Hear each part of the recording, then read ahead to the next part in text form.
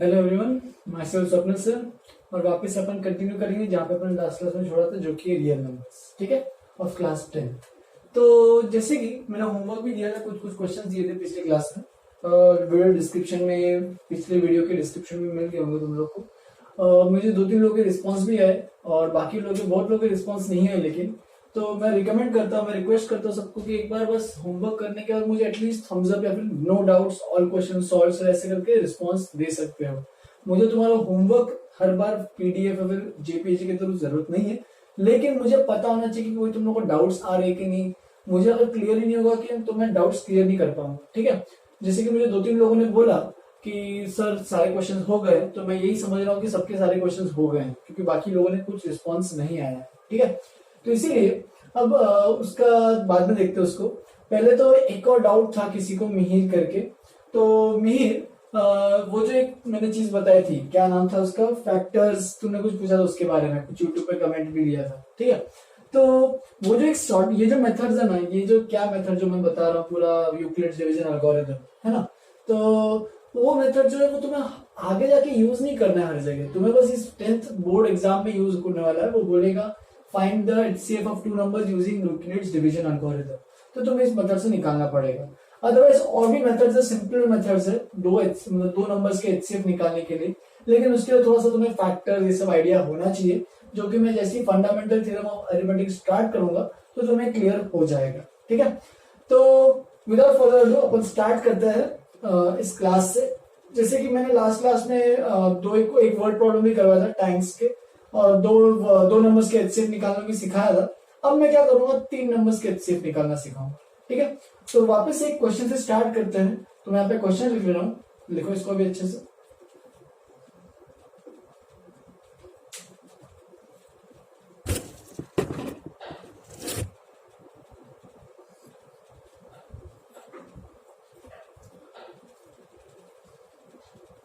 तो next question से start करते हैं, जो कि find the HCF of 180, 252 and 324 by using Euclid's division algorithm. ठीक है, अभी तक अपन ने 2 नंबर्स का निकालना सीखा था, लेकिन अभी क्या करेंगे, 3 नंबर्स का निकालना सीखेंगे यूजिंग यूक्लिड्स डिवीजन एल्गोरिथम। वापस ये शॉर्टकट मेथड्स भी और भी एग्जिस्ट करते हैं, टेंशन मत लो, बट ये तुम्हें बोर्ड एग्जाम में लिखना पड़ेगा। वो बोलेगा यूजिंग दिस मेथड तुम्हें निकालना है, तो ये मेथड यूज करके ही निकालना होगा। मैं और भी मेथड जैसा आगे जाएंगे तो मैं बताऊंगा और भी शॉर्टकट मेथड्स कैसे फटाफट निकालना है एचसीएफ। ठीक है, तो अभी के इससे स्टार्ट करते हैं।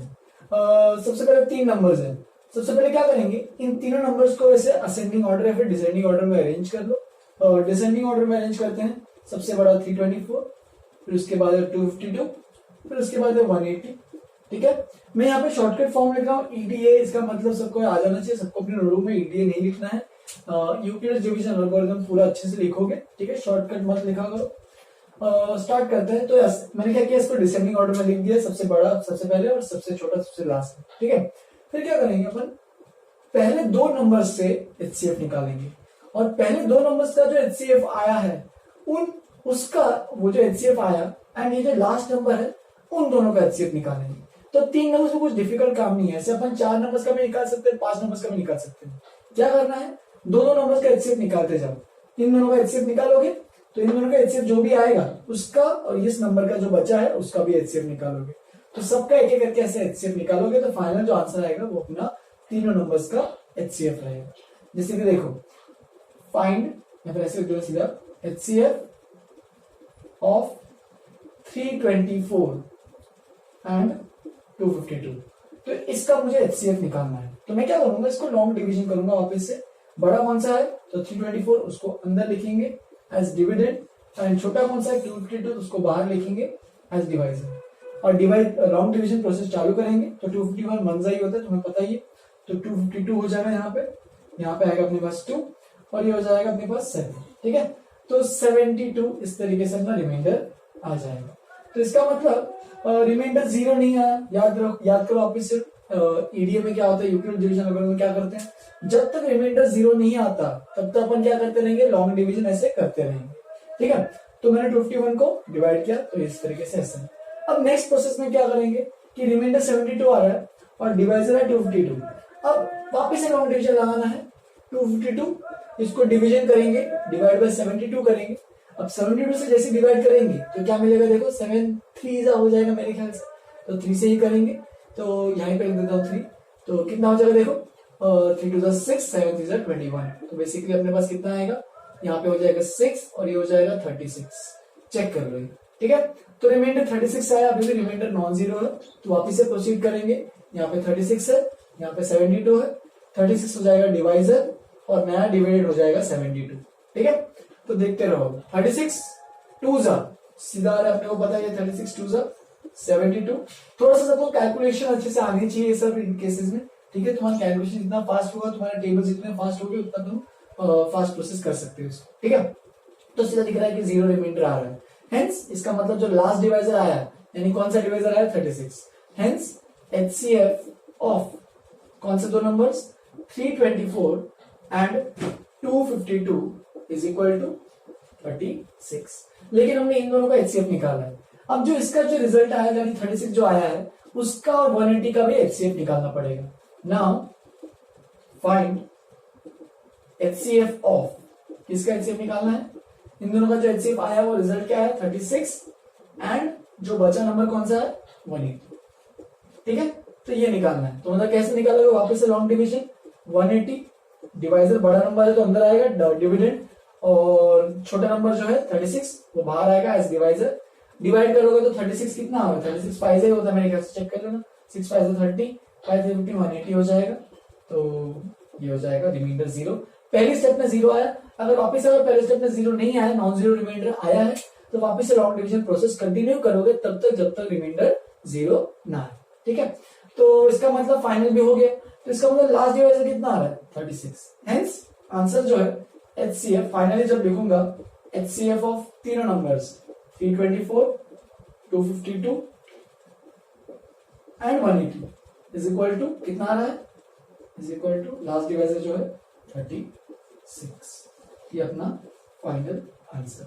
तुम जीरो चेक भी कर सकते हो, 36 इंटू कुछ करोगे तो ये आ जाएगा 36 मेरे ख्याल से 9 सा हो रहा है, चलो रफ में चाहिए तो देख सकते हैं 36 9 सा कितना है, देखो 6 9 54 9 3 27 324, देखो 36 9 सा आ रहा है, 36 के टेबल में आ रहा है 324, ऐसे 36 252 चाहिए, तो 36 कितने से हो जाएगा, 36 मेरे ख्याल से 7 से हो रहा है ना, 7 6 42 और 7 21 252, सही है। तो ये भी आ जाएगा 36 7 से, और यहाँ पे देखा ये अभी भी 36 5, तो 36 सबके टेबल में आ रहा है एग्जैक्टली, हेंस 36 क्या है, सबका हाईएस्ट कॉमन फैक्टर है, ठीक है। तो इसको अच्छे से एक बार लिख लो, फिर एक और क्वेश्चन होगा, एक सेकंड क्वेश्चन, फिर अपन स्टार्ट करेंगे फंडामेंटल थ्योरम ऑफ अरिथमेटिक। तो कंटिन्यू करते हैं नेक्स्ट क्वेश्चन से क्वेश्चन नंबर 2। देखो एक अच्छा क्वेश्चन दिया है वर्ड प्रॉब्लम जैसा, जैसे कि मैंने टैंक वाला क्वेश्चन दिया था पिछले क्लास में, इस बार मैंने बस वाला क्वेश्चन दिया है, तो एक बार क्वेश्चन को ध्यान से पढ़ना, क्योंकि ऐसे क्वेश्चन क्या होते हैं कि पहली बार में समझ में नहीं आता कि करना क्या है, कि क्या निकालना है, कैसे निकालना है, तो कंफ्यूज मत होना, एक बार पढ़ो क्वेश्चन ध्यान से। वो क्या बोल रहा है, there are 156 200 and 260 students in class 8 9 10 10, तीन क्लासेस है 8 9 10 10, उसमें 8 में 156 है, 9 में 208 एंड 10th में 260 स्टूडेंट्स है, ठीक है।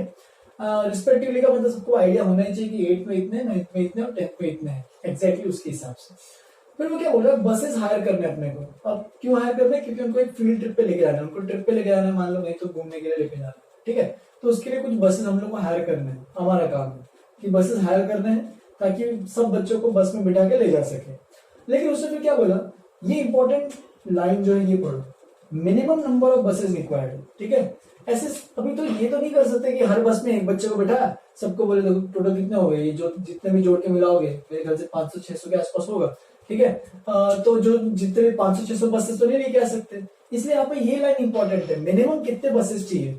हर बस में तो एक स्टूडेंट तो आएगा नहीं, अब हर बस में कितने स्टूडेंट बैठेंगे वो भी इंफॉर्मेशन दिए, देखो find the minimum number of buses, minimum जितना हो सके उतना पैसा खर्चा कम हो, वो अपन इसलिए बोल रहे हैं कि minimum to be hired if the same number of students should be accommodated in each bus, मतलब हर बस में कैपेसिटी इक्वल है, ये नहीं कि किसी बस में 100 किसी बस में 50, ऐसे नहीं, सब बस की कैपेसिटी इक्वल है। तो ऐसे कितने बस हायर करने चाहिए ताकि सारे के सारे स्टूडेंट्स अकोमोडेट हो जाए, ऐसे कितने minimum number of buses minimize करना है, देखो ठीक है। तो इसको ऐसे सोचो कि मुझे ये जो बच्चों की टोली है इन सबको थोड़ा सा डिवाइड करना पड़ेगा, ठीक है। अब यहाँ पे 156, अगर सपोज इमेजिन करो कि मैंने अगर बच्चों की कैपेसिटी मतलब एक बस की कैपेसिटी मैंने 156 रखी, तो यहाँ पे एक बस में 156 हो जाएगी, तो पूरे के पूरे बैठ जाएंगे एक बस में। लेकिन ये जो 9th स्टैंडर्ड के जो स्टूडेंट्स हैं उसमें एक बस की कैपेसिटी तो 156 है, तो 156 स्टूडेंट बैठ जाएंगे। जो बचे कितने 20-30-40 जितने बचे होंगे, वो जो स्टूडेंट्स है वो कहाँ बैठेंगे, उनके लिए अलग से बस अरेंज करनी पड़ेगी। लेकिन उस अलग से बस में बहुत सारे सीट्स खाली भी जाएंगे, तो दिक्कतें हो जाएंगी। ठीक है, और फिर इधर भी देखो 260 में क्या है कि अगर मैंने 156 स्टूडेंट्स का एक 156 कैपेसिटी की एक बस ली, तो 156 तो बैठ जाएंगे, लेकिन बाकी जो 100 बचे हैं, 104 बचे हैं, उनका क्या, उनके लिए भी फिर एक अलग से बस करनी पड़ेगी, लेकिन उसमें भी फिर स्टूडेंट्स खाली बैठ जाएंगे। तो ऐसे कंफ्यूजन वाला दिक्कत हो जाएगी इसमें ना, पूरा कंफ्यूजन हो जाएगा। तो क्या करेंगे, ऐसी बस की कैपेसिटी, हम लोग को पहले बस की कैपेसिटी कितनी है वो फाइंड करनी पड़ेगी कि एक बस में कितने मैक्सिमम स्टूडेंट्स बैठा सकते हैं ताकि सब डिवाइड हो सके। तो बस की कैपेसिटी निकालने के लिए क्या सिंपल सा एक काम है कि ये 3 नंबर्स का मुझे HCF लेना पड़ेगा। सोचो कैसे, देखो बस कैपेसिटी यहाँ पे लिखता हूं, capacity of one bus is equal to HCF of कितना, किसका 156, 208 एंड 260। तो इसका मुझे HCF निकालना है। तो 3 नंबर्स का भी तुमने HCF निकालना सीखा है, तो उसको भी यूज करेंगे। ऐसे डिसेंडिंग ऑर्डर में लिखना चालू करो, 260, 208, 156। ठीक है, फिर लॉन्ग डिवीजन करते हैं इन दोनों को यूज करके। 260 यहाँ पे थोड़ा सा अलग, चलो पूरा बड़ा सा लिख देते हैं। 260 डिवाइड बाई 208 इंटू 1 ही हो जाएगा, तो 208 और बचा कितना अपने पास 52। ठीक है, रिमाइंडर नॉन जीरो। वापिस से प्रोसीड करेंगे, इस बार डिवाइजर बन जाएगा 52, डिविडेंड बन जाएगा 208। ठीक है, तो कितना आ रहा है, मेरे ख्याल से 4 से जा ही रहा है सीधा, तो 4 जा 208 0। तो रिमाइंडर नॉन जीरो आ गया, मतलब HCF ऑफ इन दोनों का HCF कितना आ रहा है, यहाँ पे लिख देते हैं HCF ऑफ, अच्छे से लिखो, HCF of 260 and 208 is equal to कितना आ गया 52। अब मैंने क्या बताया था कि 52 एंड 156 का भी HCF निकालना पड़ेगा। तो HCF ऑफ 52, 156। तो अब से 156 बड़ा है तो ये डिविडेंड बन जाएगा, 52 छोटा है तो वो डिवाइजर बन जाएगा। 52 कितना हो रहा है, मेरे ख्याल से 5 3 से जा रहा है सीधा, 3 2 6 और 5 3 15, मतलब एग्जैक्ट 52 जो है वो तीनों का क्या है HCF। ठीक है, HCF of 156, 208, 260 is equal to 52। मतलब एक बस की कैपेसिटी कितनी होनी चाहिए, तो वो है 52। ठीक है, एक बस में मैक्सिमम 52 स्टूडेंट्स को बिठाना है अपने, बस की कैपेसिटी इतनी रखनी पड़ेगी। लेकिन उसने बस की कैपेसिटी नहीं पूछी, उसने क्या पूछा, minimum number of buses to be hired. अब देखो दिमाग लगाओ, दिमाग दौड़ाओ थोड़ा सा। अगर एक बस की कैपेसिटी 52 है तो 156 स्टूडेंट्स को अकोमोडेट करने के लिए कितने बसें रिक्वायर्ड हो गए। तो देखो यहाँ पे लिखता हूं, मिनिमम नंबर ऑफ बसेस। तुम लोगों को तो आइडिया तो आ ही गया होगा मैंने क्या किया। मिनिमम नंबर ऑफ बसेस क्या करना है कि इन बच्चों के लिए कितने बस रिक्वायर्ड हो गए। तो एक बस में 52 है तो 156 कितने बस में आएंगे, 156 अपॉन 52 यानी कितना बचाएगा, 3 बसेस लगेंगे। तो 3 बसेस इनके लिए लगेंगे, सिमिलर इसके लिए भी देखते हैं। प्लस अब देखो 208 9th स्टैंडर्ड के लिए 208 स्टूडेंट्स है, तो 208 डिवाइडेड बाय 52 वापिस से HCF जो है, तो इसके लिए कितने 4 बसेस लगेंगे। और फाइनली इसके लिए देखो 260 डिवाइड बाय 52, तो ये कितना आएगा, ये 5 बसेस लगेंगे इसके लिए। तो यहाँ पे 3 बसेस, यहाँ पे 4 बसेस और यहाँ पे 5 बसेस, तो कितना हो, देखो total minimum number of 12 buses लगेंगे सच दैट सबकी कैपेसिटी इक्वल हो। ठीक है, तो इसका मतलब ये लिख लो। यहाँ पे एक और चीज इंपॉर्टेंट यहाँ पे क्वेश्चन में होनी चाहिए कि कोई भी बस में अगर कितनी भी कैपेसिटी हो, कोई बस में कोई भी सीट खाली नहीं होनी चाहिए। ठीक है, क्योंकि तुम लोग को ये डाउट आना भी चाहिए था अभी तक कि अच्छा ठीक है ना 156 में अगर बच्चे स्टूडेंट अगर जगह खाली है तो क्या दिक्कत है। तो वहां उसके लिए कुछ यहाँ पे मेंशन नहीं था कि कोई भी बस यहाँ पे खाली नहीं होनी चाहिए, ऐसा कुछ नहीं है। यहाँ पे बस बोला था कि same number of student should be accommodated each bus, मतलब हर बस में इक्वल स्टूडेंट्स अकोमोडेट होने चाहिए, बस इतना दिया। ठीक है, तो इस क्वेश्चन को अच्छे से एक बार लिख लो, इंपॉर्टेंट क्वेश्चन है, समझ समझ के लिखो अच्छे से। ये सब वर्ड प्रॉब्लम्स को अच्छे से समझ समझ के लिखना ही पड़ेगा। तो लिख लो इसको क्वेश्चन। तो स्टार्ट करते हैं फंडामेंटल थ्योरम ऑफ अरिथमेटिक। तो फिर फाइनली स्टार्ट करते हैं अपना fundamental theorem of arithmetic. Last वाला जो टॉपिक था यूक्लिड्स डिवीजन एल्गोरिथम में, उसमें मैंने क्वेश्चंस अभी होमवर्क डिस्क्रिप्शन वापस से आज दिए होंगे। 3 चीजों का 3 नंबर्स का एचसीएफ निकालने वाला उस पर भी होमवर्क दिया है मैंने आज, तो उस पर एक बार वीडियो के डिस्क्रिप्शन में चेक करना। और एक और चीज कि तुम लोग को रिक्वेस्ट करता हूँ कि बाकी जो अपने होमवर्क और क्लासरूम होमवर्क से अलग अलग बना के रखो, क्योंकि होमवर्क तुम्हारा जल्दी भर जाएगा। क्लास वर्क को तुम्हें बस नोट्स को रेफर करने के लिए रखना है।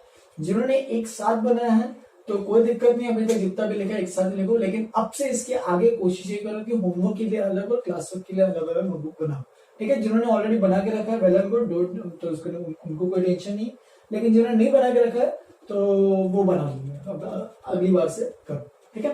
तो नेक्स्ट स्टार्ट करते हैं फंडामेंटल थ्योरम ऑफ अरिथमेटिक। इसको पहले थ्योरम से स्टार्ट नहीं करते हैं, बेसिकली नाम में ये बेसिक थ्योरम ऑफ मैथ्स है। ये अरिथमेटिक मतलब अरिथमेटिक नंबर जो भी होते हैं वो सब नंबर्स का एक फंडामेंटल थ्योरम है, लेकिन सीधे इसको स्टार्ट नहीं करते, पहले बेसिक बेसिक चीजें पढ़ लेते हैं।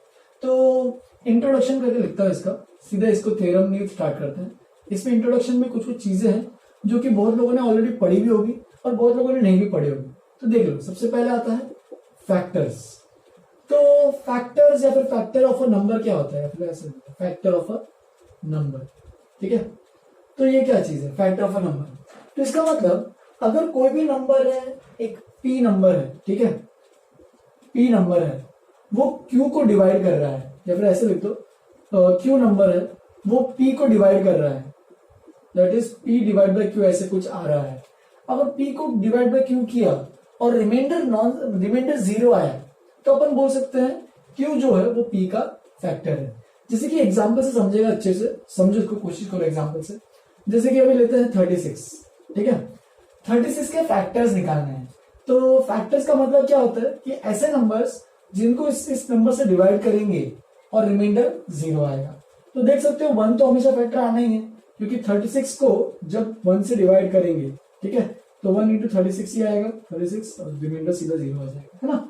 तो इसका मतलब 1 जो है वो एक फैक्टर है। फिर 2 18 का 36, रिमाइंडर 0 आना चाहिए। मतलब पूरा क्या हो रहा है, जो नंबर है वो उस नंबर को 36 को क्या कर रहा है, डिवाइड कर रहा है, एग्जैक्टली डिवाइड कर रहा है कि कुछ बचा ही नहीं। फिर ऐसे इसका और कौन से नंबर है, 3 भी हो सकता है, 3 12 है ना। फिर और कौन से 4 हो सकते हैं, 6 हो सकते हैं, और 6 के बाद और कौन सा हो सकता है, 9 हो सकता है, ठीक है। और कौन सा हो सकता है, 12 हो सकता है, 12 3 36। फिर और कौन सा हो सकता है, 18 हो सकता है, 36 हो सकता है। इसका भी पैटर्न है, देखो ये जो मैंने लिखा ना, ये सारे जो है ये क्या, इनको बोलते हैं फैक्टर्स। इनको याद रखने का भी सिंपल सा एक पैटर्न है। क्या पैटर्न है कि 36 पहले तो कोई भी नंबर को 1 तो फैक्टर होगा ही, क्योंकि कैसा भी नंबर लो वो 1 से डिवाइड तो होगा ही। 1 0 0 3 4 3 5 6 7 1 डिवाइड बाय 1, तो 1 इसको डिवाइड तो होगा ही, ठीक है। तो इसका मतलब 1 तो है वो सभी का फैक्टर होता ही है, तो उसमें कोई दिक्कत तो होनी नहीं चाहिए। फिर 1 के बाद बेसिक नंबर्स पे आओ, 1 के बाद 2 ही आएगा ऑफकोर्स। तो 2 इवन नंबर तो 2 से डिवाइड होगा, नहीं है तो नहीं होगा, ठीक है। फिर 3 से चेक करो, 4 से चेक करो। फिर एक पॉइंट के बाद क्या आएगा, देखो जैसे कि 36 छोटा सा नंबर है तो तुम्हें आसानी होगी इसमें देखने में। 6 6 36, ठीक है, और 2 18 जा, 3 12 जा, 4 9 जा, 6 into 6 36, है ना। इसके बाद देखो 4 into 9, तो इसके आगे के नंबर ये प्रीवियसली ऑब्टेन हो, जो पहले से है ना वो सारे ऑब्टेन हो। देखो 6 6 तो हो गया, 4 into 9 36, 3 into 12 36, 2 into 18 36, 1 into 36 36। तो पेयर्स में एग्जिस्ट करेंगे ऐसे हमेशा, ठीक है। तो फैक्टर्स अगर स्टार्टिंग में थोड़ा बहुत निकाल लिए तो आखिरी के अपने आप पीछे पीछे आते रहेंगे। जैसे कि 1 लिखा तुम लिख सकते हो 36 भी है, 2 लिखा 18 में एक फैक्टर है, 3 लिखा 12 भी है। समझ में आ रहा है। तो ये सारे जो नंबर्स है ये सब फैक्टर्स हैं। ठीक है, एक और एग्जांपल ले लेते हैं, 24 लिख लेते हैं, ठीक है। यहाँ पे 36 के फैक्टर्स ये है, फैक्टर्स ऑफ, यहाँ पे लिख देता हूं फैक्टर्स ऑफ 36, ठीक है। 24 का देखते हैं, 1 तो आना ही है और 1 आएगा तो सीधी बात है कौन सा आएगा, 24 तो आएगा ही। फिर इवन नंबर है तो 2 भी डिवाइड होगा इससे, 24 डिवाइड बाय 2 12 हो जाएगा, तो यहाँ पे कौन सा आएगा 12 आएगा। फिर 3 भी आएगा, 3 8 24 रहता है, तो 3 into 8 24, ठीक है। फिर 4 4 6 24, तो 4 6 देखो और भी कोई नंबर बचेगा, 4 के बाद तो 5 आता है, 5 का तो होगा नहीं, और 5 के बाद तो 6 है, उसके बाद तो सारे लिख लिए, खत्म। Factors of 24। तो एक फैक्टर को डिफाइन करना है तुम्हें, तो नोटबुक में इसको लिखना पड़ेगा, व्हाट इज अ फैक्टर। तो फैक्टर लिखो, इफ अ नंबर क्यू, या फिर ऐसे ए लिखो, if a number A divides another number B exactly मतलब रिमाइंडर 0 आ रहा है तो वो भी लिख देता है exactly, without leaving any reminder,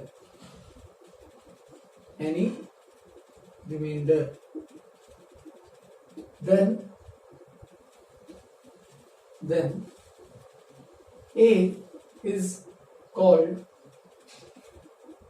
the factor of B। ठीक है, अगर ऐसा नंबर जो दूसरे नंबर को डिवाइड कर रहा है exactly without leaving any remainder, hence A जो होगा वो जो नंबर है जो डिवाइड कर रहा है, और जिस नंबर को डिवाइड कर रहा है B, वो उस नंबर का फैक्टर है। ठीक है, A is a factor of B।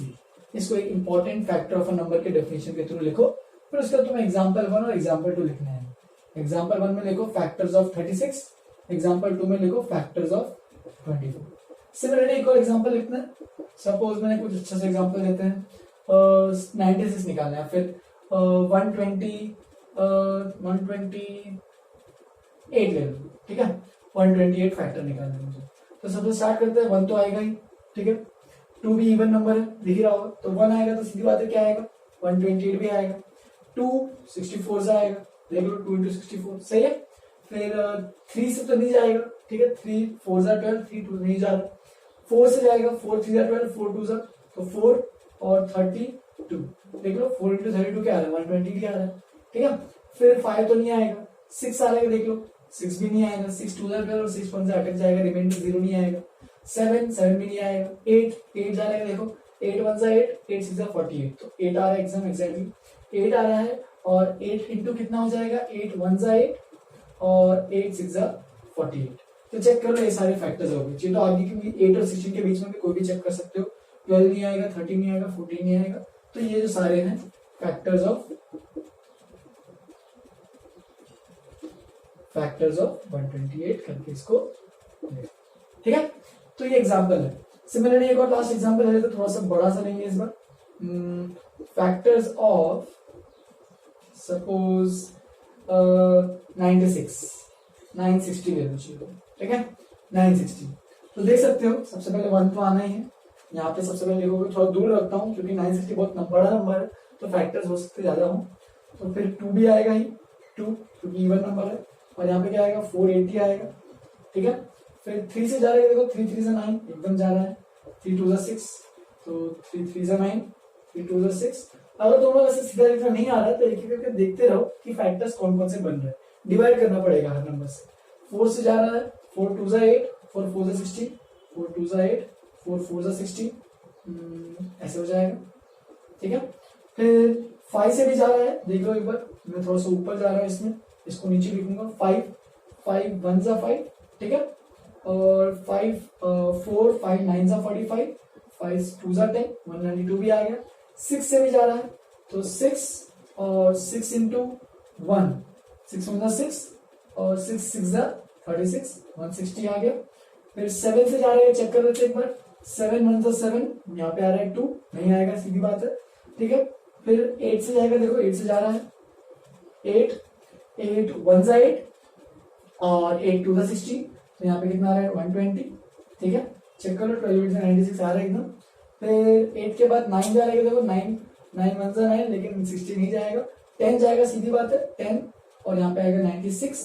देखो यहाँ पे धीरे धीरे नंबर्स बढ़ रहे हैं और यहाँ पे धीरे धीरे नंबर्स कम हो रहे हैं, तो देखते जाना है, ठीक है। ये सारे जो मैं लिख रहा हूँ सारे फैक्टर्स हैं, ठीक है। 10, फिर 10 हो गया, 12 से भी जाएगा मेरे ख्याल से, 12 8 96 होता है, तो 12 और यहाँ पे आएगा 80, ठीक है, 12 8 96। फिर आगे जाएगी, और 12 के बाद कौन सा आएगा, और 15 जा सकते हो, 15 से मेरे ख्याल से आएगा, 13 जा रहा है, नहीं जा रहा, 14 से भी नहीं जाएगा, 14 भी नहीं हो पाएगा, 15 से जा रहा है, चेक करते जाओ, 15 यहाँ पे आएगा, तो 15 से कितना हो जाएगा, 15 6 जा 90 है ना, 15 6 जा 90 एंड 4 जा 16, तो 15 6 जा 90 एंड 15 4 जा 16। चलिए चेक कर सकते हो, 15 into 64 जो है वो मेरे ख्याल से 960 आ रहा है, बट वैल्यू चेक करना है तुम्हारा काम, ठीक है। 16 से भी जाएगा मेरे ख्याल, 16 6 जा कितना होता है, 96 होता है 16 6 जा, तो 16 से भी जाएगा ही, तो 16 और यहाँ पे कितना आएगा 60 आएगा। देखते रहना, अभी नंबर्स और आते जाएंगे।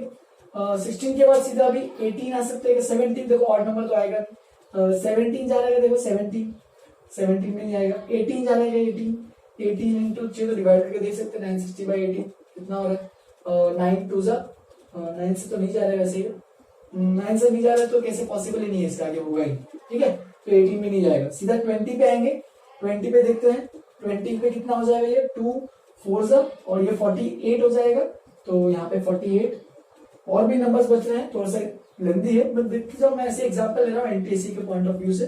20 हो गया, तो 20 के बाद और भी देख सकते हैं 22 24 जा रहा है मेरे ख्याल से, 24 कितना हो जाएगा, 24 इंटू 4 जा, चेक करो 24 4 जा कितना होता है, 96 ही होता है, तो 24 जा रहा है यहाँ पे लिख देता हूँ 24 और कितना हो रहा है 24 इंटू 4 40, ठीक है।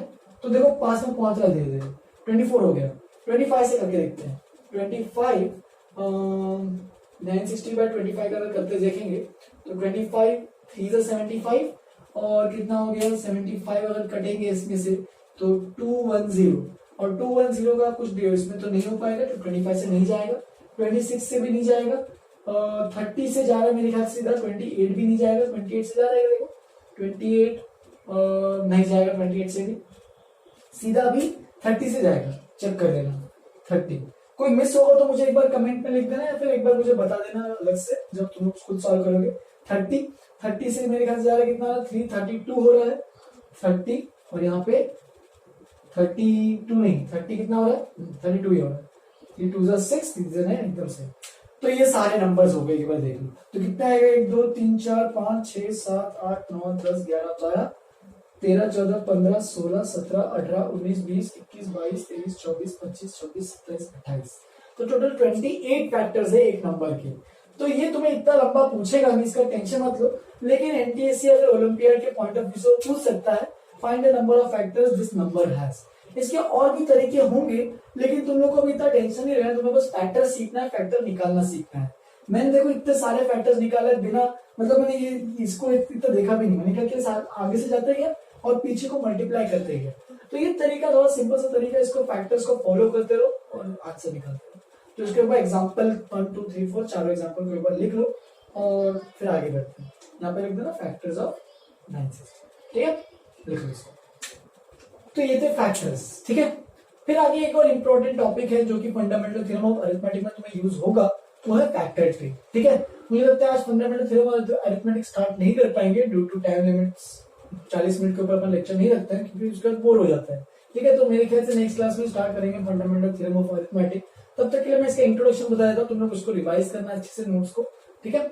तो फैक्टर ट्री क्या है, जैसे कि अपने सारे फैक्टर्स निकाले हैं, उन्हीं का एक तरीका है, जैसे कि एक ट्री की तरह बनेगा। ये ट्री मतलब उसके ब्रांचेस बनते जाते हैं, ठीक है। तो इसी तरीके से फैक्टर ट्री मतलब एक ऐसी ट्री जिसके फैक्टर्स में ब्रांचेस बनते जाएंगे।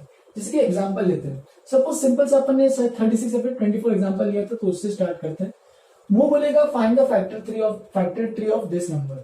तो क्या करना है, सबसे पहले इसको बॉक्स कर दो 24 को, फिर अब कौन सा नंबर डिवाइड कर रहा है इसको, तो 2 से डिवाइड कर लो सबसे पहले स्टार्टिंग में ही, ठीक है। तो 2 इंटू कितना बचा, तो बचा 12, ठीक है।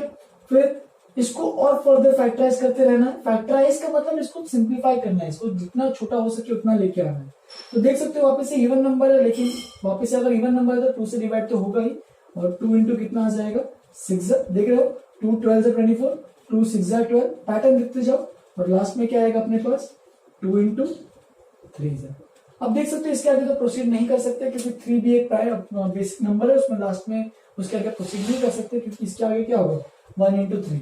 अब 1 इंटू 3 को बहुत ज्यादा रिपीट कर सकते हैं, यहीं पे लाके छोड़ना है। सबसे बेसिक नंबर जो है यहाँ पे प्राइम नंबर जो बताऊंगा तुम लोग को ऑलरेडी पता भी होगा प्राइम नंबर्स क्या होते हैं, लेकिन 2 और 3 यहाँ पे लाके तुम्हें छोड़ना है, ठीक है। तो ये रहा 24 का फैक्टर ट्री। तो बेसिकली फैक्टर ट्री का डेफिनेशन क्या है उसको लिखा देता हूँ। a chain of factors represented in the form of a tree. In the form of a tree is known as a factor tree. Is known as a factor tree. तो ये होता है फैक्टर ट्री. इसको definition लिख लो, example लिख लो. 24 का factor tree ये है. ऐसे लिख देना फैक्टर ट्री ऑफ 24. तो डायग्राम बना लेना. ऐसे भी लिख सकते हो इसको लास्ट में. 24 जो है वो क्या है, तो उसको देखो 24 जो है वो 2 इंटू 2 इंटू 2 इंटू 3. ये दूसरे पेन से मार्क कर लेना. देखो 2 इंटू 2 इंटू 2 इंटू 3. तो बेसिकली 24 जो है वो क्या है अपने पास 2 इंटू 2 इंटू 2 इंटू 3. तो ये इसके सारे एक एक करके छोटे छोटे फैक्टराइज कर दिया अपन ने इसको. ठीक है. तो 2 एक फैक्टर है, 3 एक फैक्टर है, 4 एक फैक्टर है, 8 एक फैक्टर है, 6 एक फैक्टर है. तो जो भी इसमें मल्टीप्लिकेशन करके निकाल सकते हो वो सारे क्या इनके फैक्टर्स हैं. तो उसको मैंने पूरा फैक्टराइज कर. देखो 2 इंटू 2 4, 2 जा 8, 3 जा 24. तो ये सारे इसके फैक्टराइज करके मैंने इसको 24 को लिख लिया है. तो ऐसे एक और एग्जांपल लेते हैं, उससे भी स्टार्ट करेंगे. तो सेकंड एग्जांपल क्या अपने पास. अभी 36 लेके देखते हैं एक बार. 36 का फैक्टर ट्री बनाएंगे. 36 सबसे पहले इवन नंबर दिख ही रहा है तो 2. जैसे इवन नंबर देखा तो 2 तो पहले करना ही है. तो 2 18 जा. वापस से इवन नंबर देखा 2, तो 2 9 जा. ठीक है. लेकिन अभी इवन नंबर नहीं देखा है तो इसका मतलब 3 से करके देखते हैं. अगर 3 से हुआ, नहीं तो किसी और नंबर से ट्राई करो जिससे डिवाइड हो सके. बस फैक्टर्स निकालते हैं. तो 3 3 से. अब इसके आगे तो पॉसिबल ही नहीं, क्योंकि मैंने कहा था 2 और 3 तक जैसे पहुंच गया या फिर कोई भी प्राइम नंबर पहुंच गया तो रुक जाना है. ठीक है. तो इसका मतलब 36 को क्या लिख सकते हैं अपन. 36 को लिख सकते हैं 2 इंटू 2 इंटू 3 इंटू 3. चेक कर लो 4 और ये 9, 4 9 जा 36. ठीक है. ऐसे एक और एग्जांपल लेते हैं फैक्टर ट्री के लिए. 4095. थोड़ा सा बड़ा नंबर लिया है लेकिन करते जाना तुम्हें. ठीक है. अब देखो ये इवन नंबर तो है नहीं, तो इवन नंबर नहीं है तो 2 से तो नहीं जाएगा. 3 से 3 1 जा 3, एक बचा. 3 3 जा 9, एक बचा.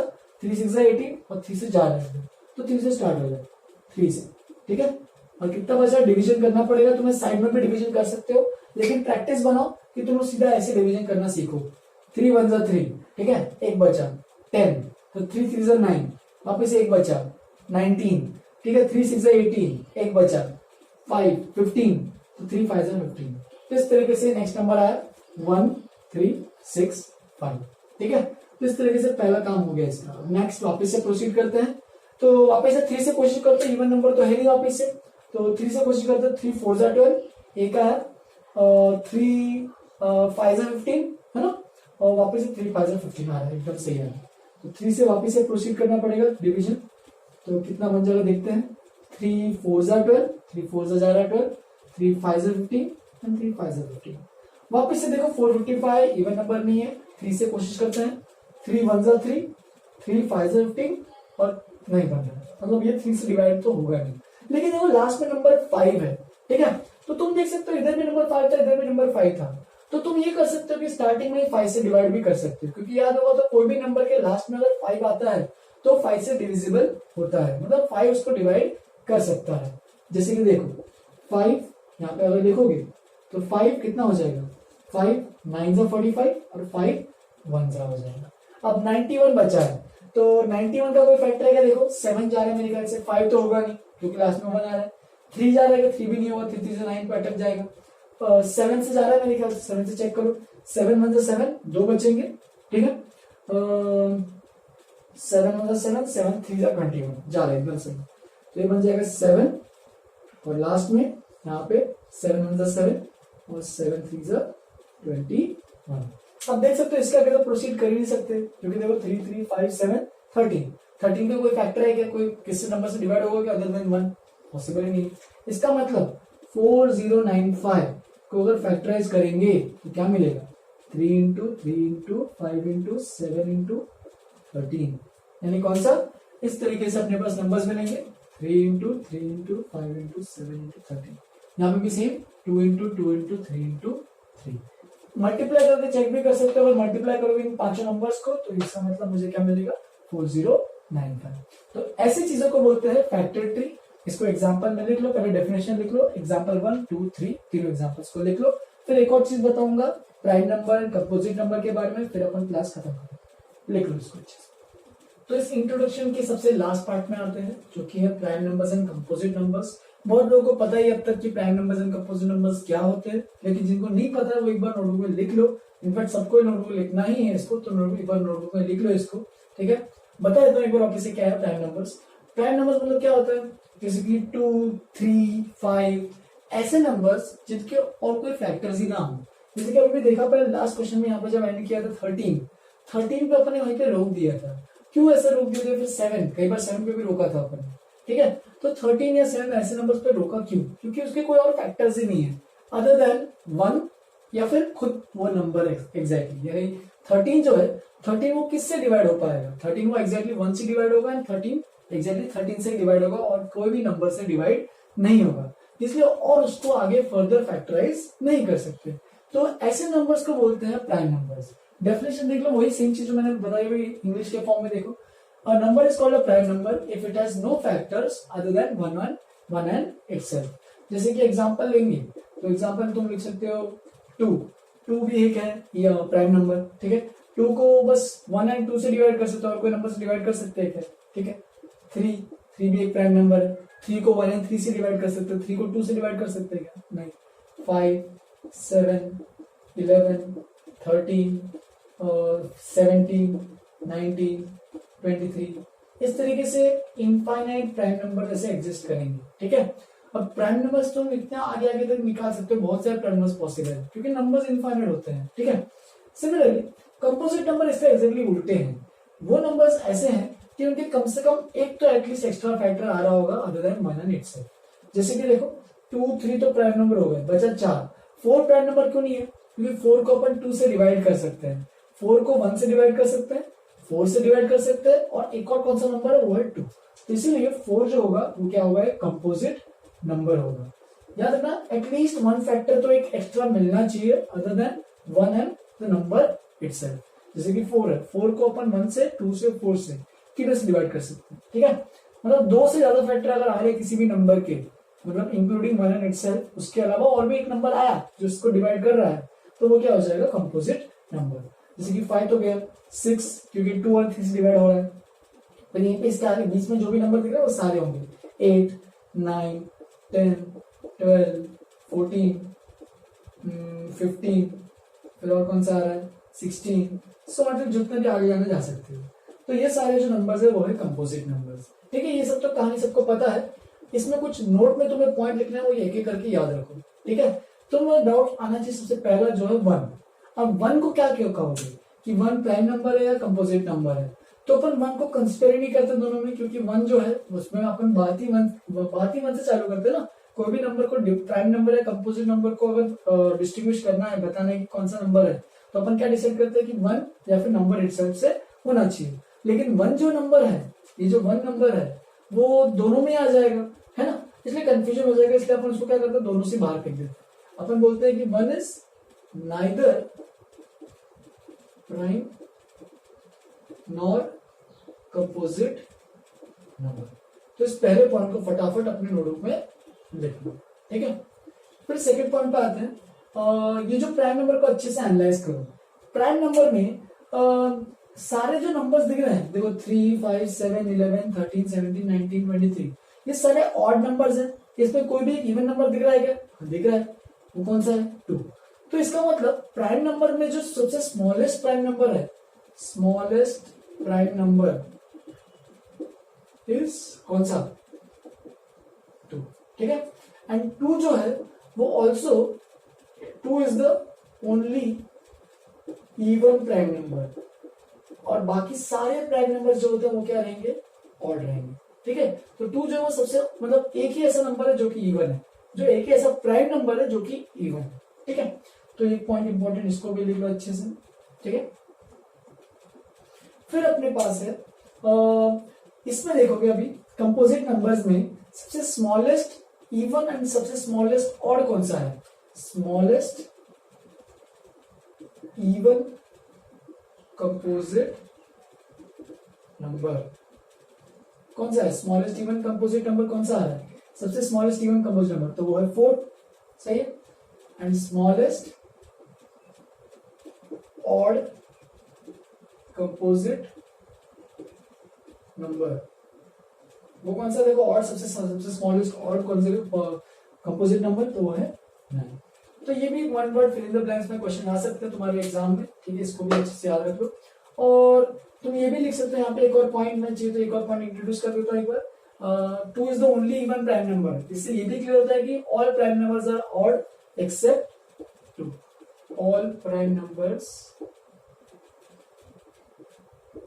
Are odd except 2। सारे प्राइम नंबर्स ऑड ही रहेंगे, कोई भी प्राइम नंबर इवन नहीं रहेगा, कोई भी इवन नंबर प्राइम नहीं रहेगा, ऐसा बोलो। ऑल ऑड नंबर्स या फिर all prime numbers are odd except 2, ऐसे लिखो इसको। और एक और लास्ट पार्ट में लिखोगे प्राइम नंबर के हमेशा 2 ही फैक्टर्स रहेंगे, कौन कौन से, एक 1 एंड द नंबर इटसेल्फ। तो इसीलिए जब भी तुम्हें कुछ फैक्टराइज करना होगा याद रखना उस पर 1 नहीं लिखना है, ठीक है। एज यहाँ पे लिख दो एक इंपॉर्टेंट पॉइंट की तरह, as prime numbers have only 2 factors, ठीक है, 2 फैक्टर्स, 2 को ऐसे लिख देना, have only 2 factors that is 1 and itself. ये लाइन को याद रखोगे तो भी अच्छी बात है, 1 and itself. Hence do not include 1 in the prime factorizations। जब ये फैक्टराइज करोगे तो उनको उसके अंदर 1 मत इंक्लूड कर देना। याद होगा तो अपन ने लास्ट जो फैक्टर ट्री बनाया था उसमें कभी भी अपन ने 1 को लाया ही नहीं, हमने 13 जैसे देखा 30 वहीं पे रोक दिया। हम चाहे तो ये भी लिख सकते थे कि 1 into 30, लेकिन उसको अवॉइड ही करो। तो ये इस लास्ट पर मैंने लिखा, ये 5 नोट पे पॉइंट्स तुम्हें लिखने हैं, इसको अच्छे से देखो। बाकी अपन नेक्स्ट क्लास में कंटिन्यू करेंगे मेन जो थ्योरम है, फंडामेंटल थ्योरम ऑफ अरिथमेटिक। ये सब इसलिए पढ़ा है क्योंकि ये सब चीजें ऑलरेडी उसमें इंट्रोड्यूस होने वाली है, वो सब सारी चीजें इसके अंदर, अगर ये नहीं आता तो वो नहीं आ पाएगा, इसलिए एक बार इनको अच्छे से रिवाइज करो, फिर अपन आगे बढ़ेंगे फंडामेंटल थ्योरम ऑफ अरिथमेटिक्स। तो आज के लिए इतना ही, बाकी नेक्स्ट क्लास से कंटिन्यू करेंगे। छोटा सा होमवर्क में वापस से डिस्क्रिप्शन में दिया रहेगा, एक बार चेक करना डिस्क्रिप्शन अच्छे से, बाकी अपन नेक्स्ट क्लास में कंटिन्यू करेंगे, ठीक है।